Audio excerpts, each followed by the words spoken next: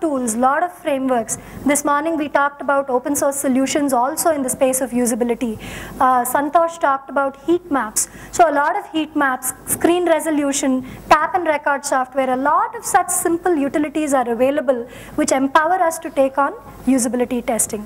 And I'll give you a very simple example here, not necessarily directly related to testing. Sunsilk came out with this advertisement, a very simple advertisement for its shampoo. And in the first layout, all it did was it had this model, it had the shampoo, and it just released the advertisement.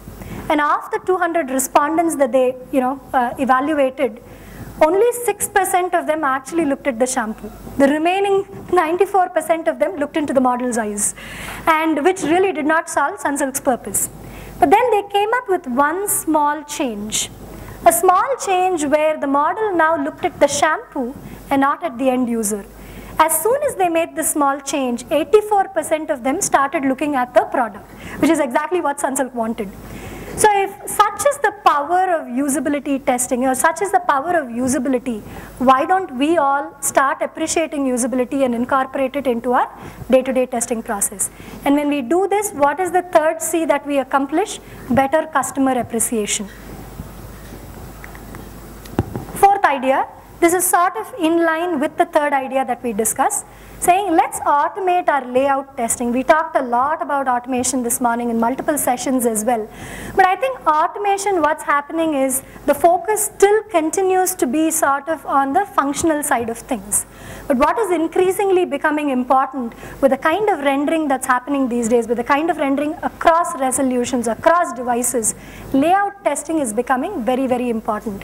How is my application rendering across different layouts is something that we need to continue to focus on. And this is where I think there's scope for innovation, because again, if you take a lot of the tools that exist today, whether it's Selenium or Gallon or whatever kind of tools, they offer this layout testing to a certain extent, but not in its full flow. So what we have done, for instance, in our company, and which any of you can easily do out here, is take such existing open source tools and build frameworks on top of them to accommodate. And these are very simple CSS style frameworks that we have built, which is able to bring in automated layout testing. And we've done one whole webinar, a 1-hour session just on this automated layout testing. I'll be happy to share the link with you all. Please do feel free to go take a look.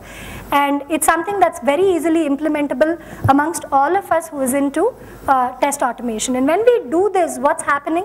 We are getting a much better competitive advantage. We all know we are constrained on time, we are constrained on resources, but we are able to build such simple frameworks which is able to give us much better coverage across the resolutions we need to test on. It gives us much better competitive advantage compared to other players in the market. So this is the fourth idea for automated layout testing, for bringing in better competitive advantage. And finally, the fifth idea, let's acknowledge and adopt testing trends. This is what I said was important for helping testers move into that proactive seat, not necessarily in a reactive mode. And what I mean out here is technologies out there in the market, they're just numerous. It's going to be impossible for anyone to come in and say that, hey, I'm going to master all technologies. Certainly not possible, certainly no value out of it as well. But what is important is identify for your market, for your product, for your areas of interest, what really makes sense. Handpick such technologies that you want to follow and make a difference, because when you do that, you are moving into that proactive seat to help the rest of your organization also follow. So specifically in our company, there are 3 things which we are closely following. One is wearable computing, second is augmented reality, third is SMAC. Personally, we feel these 3 are what is continuing to shape the market in the coming 5 or 10 years. And if you see wearable computing and augmented reality, they are specifically where mobile computing was, say, about 7 or 8 years back. Today, wearable computing and augmented reality are in a similar spot. And if you see the market size, forecasts say that they'll easily be $30 billion market by 2018. And SMAC numbers are really phenomenal. Globally, globally it's going to be a $1 trillion market by 2020. And when you say SMAC, you may say, hey, I know social, I know mobile, analytics and cloud. What really is the difference? But the difference is about all of these coming together. How do they come together? For instance, Mr. Arvind, I read a very nice article recently about SAP, how SAP is trying to get into this SMAC with what organizations are trying to do is what is my gap? What are the 3 areas I am in? What is the gap I need to fill in? So for instance, SAP is really trying to move into the social space because it has a very good presence in the mobile, analytical and cloud space already. So organizations are beginning to try and understand the ecosystem. So let's not assume that I know each of these pieces individually. There's a much bigger market when all of these come together. And augmented reality, again, is a huge space. How many of you have experienced augmented reality or seen it in some shape and form? Okay, I'll give you a simple example defining what it is. Let's say I'm in a jungle safari, I'm sitting inside a car. And through my glass window, I'm able to see the wild animals out at a distance. But I really want to view them up close. So all I do is zoom in on my car's window.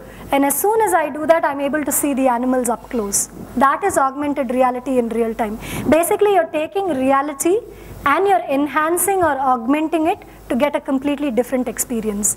That's augmented reality, and it heavily relies on wearable devices. So those two together have a huge market together.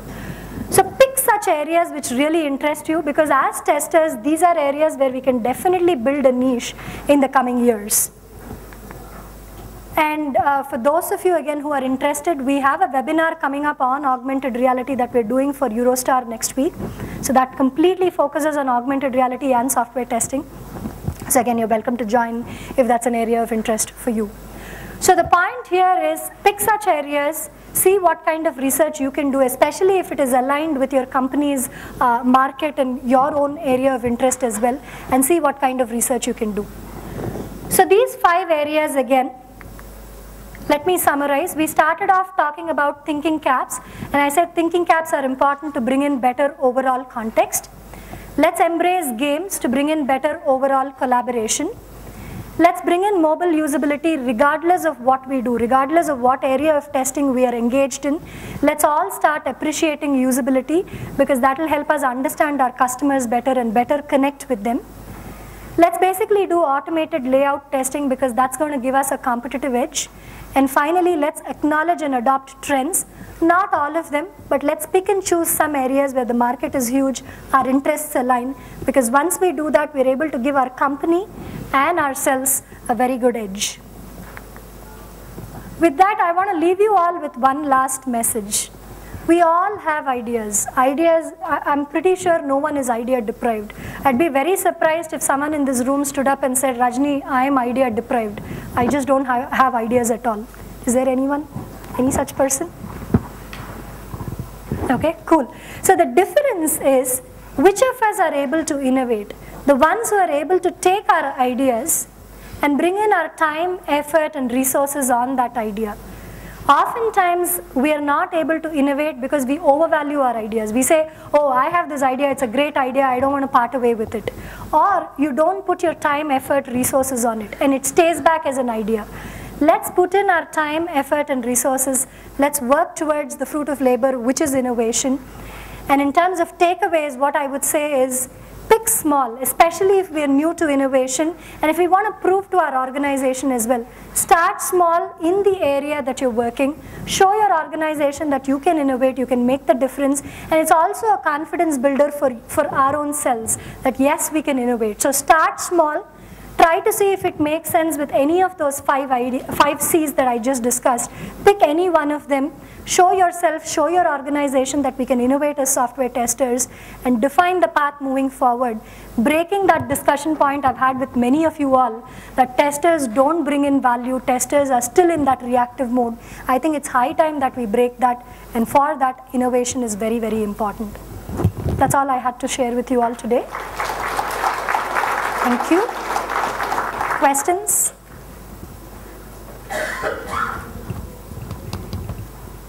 Okay, no questions. Sounds good. Thank you, folks. Thanks again. It was very, very exciting, and thank you, Nitesh, as well, both for the panel discussion and for this opportunity. Very exciting to see the audience. Thanks for accepting to be moderator. Yeah. Just 2 days back. Yeah. Thank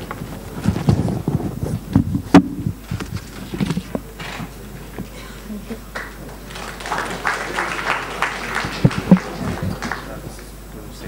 Oh, sure. And he's going to talk on test factory model, whether that has, demolished the creativity in software testing. Over to you, Sandeep. Thank you. Good afternoon. So I'll just give a couple of minutes for people to settle down, but I know it's the last session of the day, and I guess you guys have had a lot throughout the day, so I'll try to keep it short. The idea is, it's not at all prescriptive. The session overall is just sharing of some of my experiences, some thoughts and ideas. In my experience across last 17, 18 years as a tester, to leading testing practices and test factories and whatnot. Because I always had that doubt of how do you be so creative if everything is fixed in a factory model, or everything is going to be automated and standardized, right? So that was, how does really it change or does not change in the next gen testing concept? So in the time I have, I'll throw out a lot of ideas. I know the previous speaker did an excellent job speaking about some specifics. So that made life a little easier about creativity and innovation. So how many of you kind of think this is total exaggeration, science fiction, or you do think in the next 20, 30 years this can be a reality? Right? And it's not about scaremongering, but robotics and automation taking over a lot of jobs is becoming more and more a reality. Right? Obviously this is an exaggeration and a kind of, but no, it makes you sometimes think, and right, whenever you're in the mood to really think, how is this going to change, right? Obviously this applies to all the disciplines, but for us testers, where you hear a lot of commodification, standardization, factory, automation, really how will our jobs change? Will it be even there, or will there be robotic testers, right? So there are already robots in the fast food chain, there are robots serving food, right? Those things, many jobs are going away, right? So how does this change? So I think that this is another thing, right? So I know you probably can't read that, but this guy is saying that this guy can do all of your jobs together, you can leave. This is some survey that was done by Monster. So 63%, including me, believed that no, my job will never be replaced by automation, right? But there is apparently almost 47% current jobs which will all get automated in the next 2 decades, right? Again, I'm not making the presumption that testing is going to be totally replaced by robots or automation. That's not the purpose. What I'm trying to say is that this is going to be one of the key trends in the future, right? There will be a lot of jobs, particularly jobs which can easily be done by machines, and with artificial intelligence, probably machines that can learn. And we need to think that from a testing perspective, how do we either embrace this or adapt to this and move forward? So I think that is the whole context. These are some of the recent headlines. I mean, the last, right, from top business magazines, right? So this was Kotak saying after fresher IT jobs, mid-level positions will now go away, because if the lower-level jobs are all automated, then what do you do in the mid-level, right? Whom do you manage, right? Automation on the prowl. Cognizant has brought about an automation versus, these are all kind of June, July time frame, right? Last 1-2 months headlines. If you've been reading, Vishal Sikka is talking about a lot of automation taking away a lot of the lower end jobs, right? So as I said, I think I started off with a much more exaggerated long-term view, but this is more or less day-to-day reality, right? So that is the context that I wanted to set.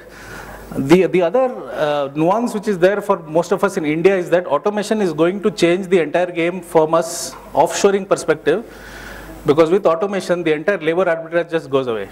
Because if you can automate, it really doesn't matter, right, whether it is somebody doing a lot of stuff in India or US or the wage levels, right? So there is a greater impact or possible impact or potential impact from an India perspective or an offshore perspective to this whole thing. So from our perspective, that's another angle to be thinking through. So while there is a larger picture, there is also the labor arbitrage going away because of this. So that is the presumption that going forward we will see a lot of standardization, automation. You can give any terminology, but basically it is saying is that a lot of the jobs will be either automated or done by bots or whatever, right? So now we have Amelia, which is replacing the support agent, right? It can intelligently understand what you're talking and answer, right? So that will be on the rise. We can't help it, right? So that is one school of thought. The other school of thought, and I know there will be a lot of discussion, and we can call it nexus of forces or third platform or SMAC technology and all the good things that is going to happen over the next few years, bringing billions and trillions into the economy. Purely from a testing perspective, we see there is going to be a tremendous challenge that is going to come to us, right? And it is very simply broken down into the base kind of things that we focus on from a testing perspective: cost, quality, and time to market, right? So there is going to be tremendous pressure on time to market. I mean, we have all heard of DevOps, continuous testing for the last few years, and that is going to become more and more complex. At the same time, the complexity and scale of testing is going to exponentially increase, right? So you need to do a whole lot of testing, whole different types of testing, and you need to do it in no time. And there is going to be a proliferation of tools and technologies. This itself is a big topic. So again, each of this we can spend a session discussing about how this is going to impact. But the point is that is standardization. So one school of thought says automate more. The only way you can meet faster time to market is automate more and more stuff, right? That is the only way. Continuous testing, DevOps, right? Automate everything. So the moment build comes, everything is automatically tested, right? So that is one school of thought. The other school of thought is that this can't be done without a lot of creativity and innovation, right? And I'm using creativity and innovation kind of interchangeably, but I'll talk about what are the kind of finer nuances around that. So the question is that what is the path forward? I mean, as we focus on testing and as we see all the things that are changing, do we really go the automation standardization way where there is this whole one-click model that everybody is talking about?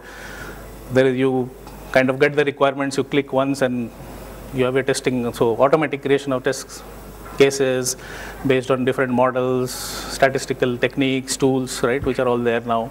And then that automatically converts to a set of automated scripts, which then runs, gives you reports, right? So there are, and then again, this is not science fiction, right? There are a lot of companies which are providing this, taking that we'll provide this as a service. You go to a portal, you give the application connectivity, and enter your requirement documents and click a button, right? And then all your testing gets done. So is that the way, or is really that we have to really think something totally different? No, so not focus on standardization automation. So that, I think, is the question here. And before I go to the answer, the thing is that is this a really new question, right? Or has it been there forever, right? And that is where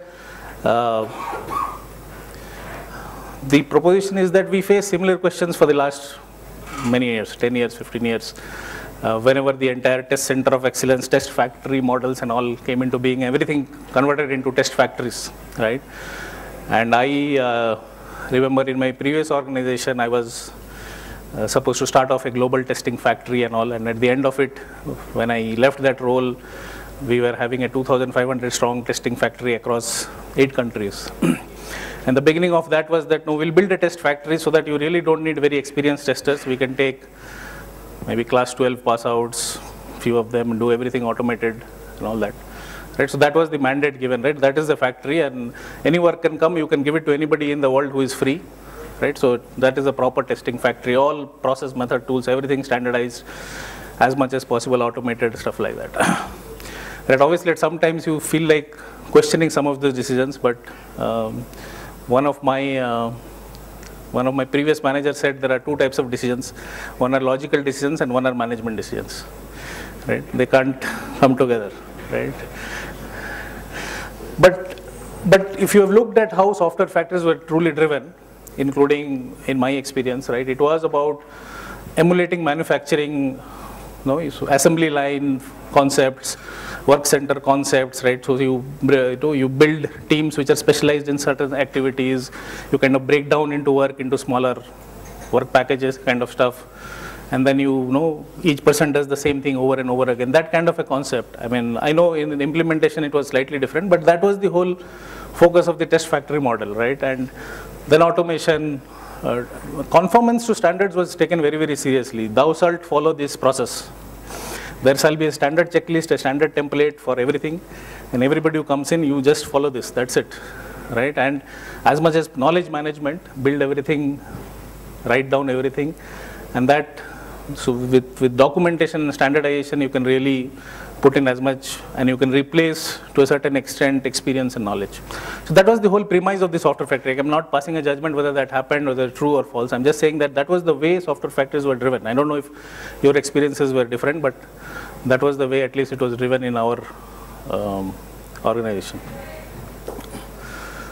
And this I've heard from various team members, clients, and there is a lot of debate, right, on the internet as well, that this is not the right way. If somebody is joining your team new and all you say is that this is the process, this is the work breakdown structure for doing any kind of testing, you use this checklist, you create this deliverable in this template and give this format report, how do you really expect anybody to think differently, right? So they just conform, right? So where do you bring in creativity? So you do all of this. And in fact, one of the team members, the newer ones who are a little bit more forthright and not afraid to speak a mind, he said, I mean, on one side you are telling this, and then every day you come and say, innovate. Like Rajni said, managers have a tendency of saying, innovate, bring something new, fresh, right? So how does that happen, right? And that brings us back to the same question, right? So during that time, I also, as I said, I got very interested in this topic, and I said, yeah, I'm true that I'm driving a lot of standardization and this, but how do I drive creativity and innovation, right? Or am I doing the right thing itself, or should I focus only on creativity and innovation, or is creativity and innovation as a good thing only to talk to clients, right? We talk about innovation to clients, but we drive standardization in the thing, right? So this was some research it was done. Again, it was not very conclusive. What it told is essentially, I don't know, you probably can't read it. It said performance improves when you are more creative. However, client satisfaction improves if you are more standardized. And the logic there was that clients expect more or less a kind of predictable behavior, right? So they are more happy if things are coming to them in a similar nice format and similar stuff, and irrespective of any changes, things are happening in the same way. However, your productivity and all that may not be changing, right? So again, I mean, we can debate any of this. These are all done on certain samples and all that, but again, it was not very conclusive, right? This is